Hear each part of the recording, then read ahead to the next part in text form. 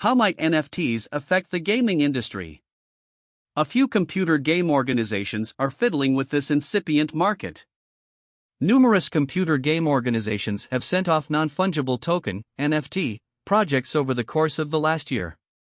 Ubisoft, UBSFF 4.83%, delivered NFTs for Ghost Recon, Breakpoint. Konami, NAMF 3.41%, unloaded NFTs for its exemplary Castlevania series, and Square Enix, SQNNY 1.12%, sold its greatest Western engineers, including the makers of Tomb Raider and Deus Ex, to support the advancement of new blockchain and NFT projects.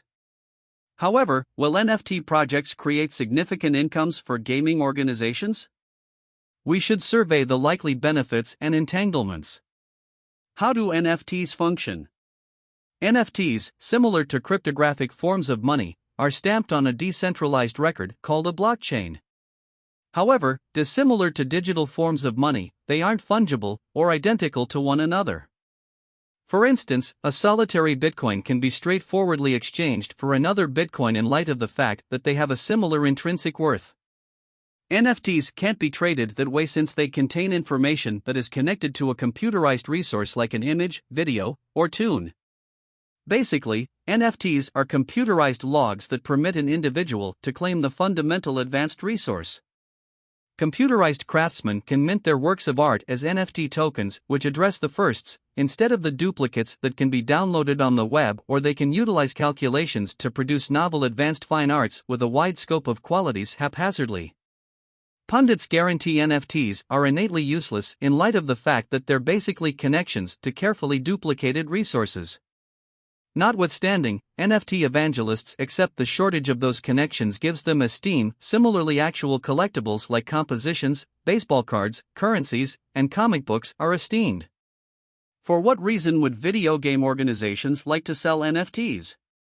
It's not difficult to see the reason why computer game organizations would need to sell NFTs. Deals of in-game things, which are utilized to adapt most current games, have previously prepared gamers to acknowledge the idea of computerized proprietorship. Simultaneously, better quality AAA computer games have become more costly to deliver over the course of the last 10 years. Ubisoft's unique Assassin's Creed 2007 purportedly cost $20 million to grow, yet the organization allegedly burned through $100 million on Assassin's Creed 4 Black Flag 2013. Square Enix supposedly burned through $60 million to create Final Fantasy XIII 2009, yet Shadow of the Tomb Raider 2018 cost almost $100 million. Those increasing expenses have made it challenging for computer game organizations to recover their creation costs with a typical sticker price of $60. That extending hole is pushing them to send off more downloadable substance, DLC, packs and paid in-game substance to greatest income per player. Thusly, making NFTs as intriguing collectibles, which can then be sold on outsider commercial centers, appears to be legit for gaming organizations. Be that as it may, will gamers really purchase NFTs? Sadly, gamers don't appear to be as energetic about that arrangement. Ubisoft stamped huge number of NFTs for Ghost Recon, Breakpoint and gave them to clients free, yet its clients then exchanged less than 100 in the initial 120 days, as per Ars Technica. It was low to indicate that fervor. Konami supposedly created about $150,000 in income by selling its Castlevania NFTs recently, yet that is as yet a drop in the lake for an organization that is supposed to produce $2.31 billion in deals this year. That is the reason Square Enix's choice to sell its Western studios for about $300 million to pursue NFT-based games caused a commotion. It should seriously mull over making NFTs to be a lower-risk technique than subsidizing AAA games like Shadow of the Tomb Raider, which comprehensively missed its own deal's targets. However, it appears to be suspicious that NFTs or NFT-driven games will produce as much income as its stripped establishments. Most computer game organizations will disregard NFTs.